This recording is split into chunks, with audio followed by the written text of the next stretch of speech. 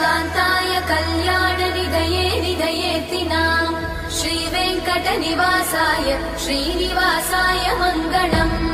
लक्ष्मी सविभ्रमालोकसुभ्रूविभ्रमचक्षुषे चक्षुषे सर्वलोकानां वेङ्कटेशाय मङ्गलम् श्रीवेङ्कटाद्रिशृङ्गाग्रमङ्गलाभरणाग्रये मङ्गलानां निवासाय श्रीनिवासाय मङ्गलम् सर्वावयव सौन्दर्य सम्पदा सर्वचेतसां सदा सम्मोहनायास्तु वेङ्कटेशाय मङ्गलम्